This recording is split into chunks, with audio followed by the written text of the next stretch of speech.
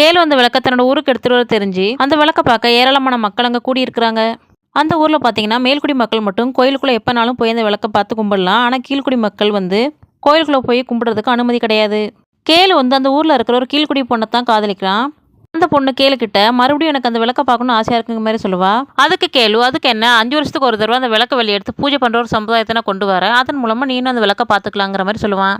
அந்த விளக்க வழிபட்டா தன் ஊர் மக்கள் செல்வ செழிப்போடு இருப்பாங்கன்னு தெரிஞ்சுக்கிட்டு தான் அந்த விளக்க கேளு தன் ஊருக்கு எடுத்துட்டு வந்திருப்பான். அப்படி இருந்தும் பாத்தீங்கன்னா அந்த ஊர் முழுக்க அம்மம் போட ஆரம்பிக்கும். தன்னோட காதலிக்கு அம்மம் போட்டு முடியாம இருக்க தெரிஞ்சுக்கிட்ட கேளு அவளை தன்னோட வீட்டுக்கு கூட்டு அவளை நல்லபடியா பாத்துக்கிடுவான். அவ குணமடைஞ்சிருவான். ஆனா கேளுக்கு பாத்தீங்கன்னா அந்த அம்மா பரவி இருந்திருக்கும். அப்படி இருக்கும்போது ஒரு நாள் பாத்தீங்கன்னா ராஜோட மருமகன் ஒரு ஓலைச்சுவடிய கேளுவோட வேலையாட்கிட்ட கொடுத்து கேளுகிட்ட கொடுக்க சொல்லுவாரு. அதை வாங்கி படிச்ச கேளு பாத்தீங்கன்னா ரொம்பவே ஷாக் ஆகி மனமுடிஞ்சு போயிருவாரு. அந்த ஓலைச்சுவடியில இருக்கிற விஷயம் யாருக்கும் தெரியக்கூடாதுன்னு சொல்லி அந்த ஓலைச்சுவடியை எரிச்சிருவாரு. அதுக்கப்புறம் பாத்தீங்கன்னா கேளு உடம்பு முடியாம இறந்து போயிடுறான். இந்த செய்தியை கேட்டு அவளோட காதல்